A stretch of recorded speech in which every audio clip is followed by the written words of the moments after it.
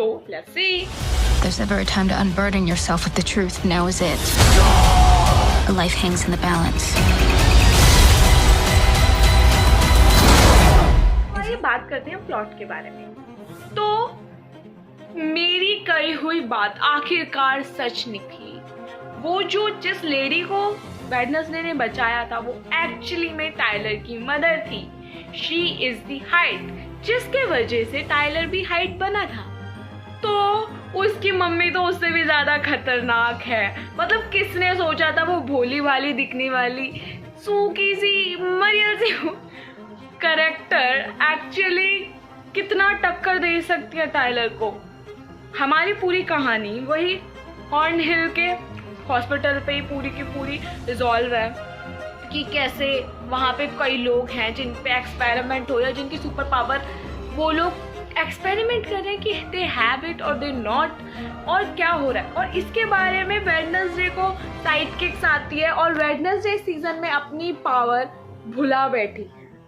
She don't have any power क्योंकि उसने उसे मिसयूज किया है, और उसी पावर को पाने के चक्कर में वो एक्चुअली केस पूरा करना चाहती है क्योंकि उसने अपनी फोरसाइट आई में देखा था कि जो उसकी बेस्ट फ्रेंड एनिड है, ओ आई से best friend I mean only friend Enid, वो मर जाए और उसकी वजह होगी वेडनेसडे। तो वो चाहती है कि वो मरे भी ना और उसकी पावर भी मिल जाए, तो वो उसको अपनी पावर को वापस लाना चाहती है। बट इसी चक्कर में वो एक हॉस्पिटल हॉर्न हिल के आसपास पहुंचती है। उसकी पूरी स्टोरी वहीं रिजॉल्व होती है जहाँ पे टाइलर भी बंद है और उसकी मदर भी, और उन्हें कुछ पता भी नहीं है कि वो लोग बंद है, उनका रिलेशन क्या है। लेकिन वेडनेसडे के चक्कर में दोनों ही ऑब्वियसली निकल जाते हैं। कहानी कैसे चालू होगी इसीलिए, और दोनों के दोनों ही, एक तो वेडनेसडे की फैमिली को पसंद नहीं करती उसकी मदर, दूसरा टाइलर वेडनेसडे से बदला लेना चाहता है।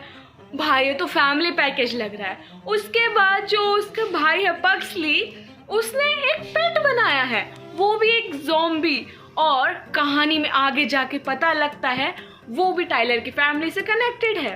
वो उसका मामा है और वो है आइजैक नाइट। मतलब सोच सकते हो कितनी ही नफरत होगी इस फैमिली में कि हर कोई बंदा उनका दुश्मन ही निकल रहा है। और इन द एंड पक्सली ने उसकी पूरी मदद की, लास्ट में वो उसको ही मारना चाहता है। मतलब सोचो, जिसको तुमने उठाया नींद से अपनी एनर्जी लगा के, अपनी पावर, वही तुम्हें मारना चाहता है। मतलब पक्सली तो बेचारा अब वो जिंदगी में कभी पेट नहीं बना पाएगा। तो इससे हमें क्या सीख मिलती है? इससे हमें सीख ये मिलती है ज़ॉम्बी को कभी पेट नहीं बनाना चाहिए। कहानी में यही होता है, हमें नए सेंटिमेंट भी पता लगते हैं, जैसे कि वेडनेसडे सच में केयर करती है। इट्स मैटर, उसके लिए मैटर करता है कौन उसके साथ है कौन नहीं है, खासकर उसकी फैमिली। और मेरे को उसकी फैमिली में सबसे अच्छे अभी तक उसके अंकल लगते थे, बट अब से मुझे उसकी नानी लगती है। भाई दोनों एक दूसरे को मैनिपुलेट करती है, दोनों के कैरेक्टर से एक जैसे हैं, दोनों एक जैसा ही सोचती है, दोनों एक दूसरे को एक जैसा ही ब्लैकमेल करती है। मतलब वेडनेसडे ने बोला कि मेरे ज़मीन खरीदो, कब्रिस्तान की तो खरीदो। उसकी नानी कहती है मैं क्यों खरीदूंगी, वो ब्लैकमेल करने लगती है। सिंपल फॉर्मूला है, इमोशनल नहीं, मैं सीधा ब्लैकमेल करती हूँ। और ये कहानी सीरियसली बहुत थ्रिलिंग है, मुझे तो बहुत अच्छी लगी है। अब मेरी कितनी सारी जो प्रेडिक्शन थी वो रियल निकली है, और I think as a viewer I am very happy कि निकली। लेकिन लास्ट में जो उन्होंने क्लिप होल्ड छोड़ा है वो सस्पेंस तो मैं झेल ही नहीं पाऊंगी, मैं झेल ही नहीं पा रही कि उसकी जो आंट है वो अभी भी जिंदा है और उसकी नानी के पास ही है। जैसे कि उसकी मदर कहती है कि एक एडम्स की फैमिली में 1000 सीक्रेट हो सकते हैं जो उन्होंने एक दूसरे को नहीं बताए, और पूरी दुनिया के सामने बोलते हैं कि एडम्स अपने सीक्रेट कभी नहीं छुपाते, बट इट्स बिग लाई। अब वेडनेसडे को उसकी पावर वापस मिल गई क्योंकि वो अपनी और अपने मदर के रिलेशन में इम्प्रूवमेंट कर रही है, तो धीरे धीरे उसकी पावर वापस मिल रही है। But one of the sad और one of the crime moment ये था कि एनिड अल्फा होती है।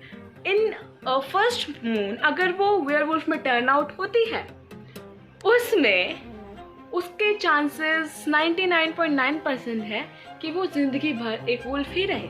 बट वो फिर भी वो वेडनेसडे की मदद करती है और वो वुल्फ में टर्न आउट हो जाती है और उसके वजह से वो वेयरवुल्फ ही बनती है, वो इंसान बन ही नहीं सकती। तो अब वेडनेसडे जाएगी, ढूंढेगी उसे, क्योर करेगी, सब करेगी, क्योंकि फ्रेंडशिप मीन्स अ लॉट। खासकर वेडनेसडे का निशाना चुभता है। हाँ, आपने सही समझा। तब वो एक्सपेरिमेंट होता है, टाइलर को छोड़ना होता है, वो उसके एक्चुअली मारने आती है, बट वो देखते कि बेचारा दर्द में है, ये में है, वो उसके हाथ पे ना वार करके वो उसके हाथ के साइड के लॉक पे वार करती है और उसे पता है वो उसने जानबूझ के किया है और क्या कहती है, oops I missed it. Seriously हमको समझ नहीं आ रहा है क्या? हमको सब समझ आ रहा है, वेडनेसडे कभी मिस नहीं किया, बट वो जानबूझ के विश किया। सो मेरे हिसाब से ये सीरीज 10 out of 10 है। Everyone should watch it. Seriously Netflix काफी टाइम बाद अच्छी सीरीज ला रही है, तो भाई देखो यार। सो ऐसे ही रिव्यूज और ऐसे ही ट्रेलर रिएक्शन के लिए नेटफ्लिक्स को सब्सक्राइब करें और वीडियो पे लाइक करना मत भूलना, कमेंट करना मत भूलना। तो ऐसे ही वीडियो लाते रहेंगे और ऐसे ही हंसते रहेंगे।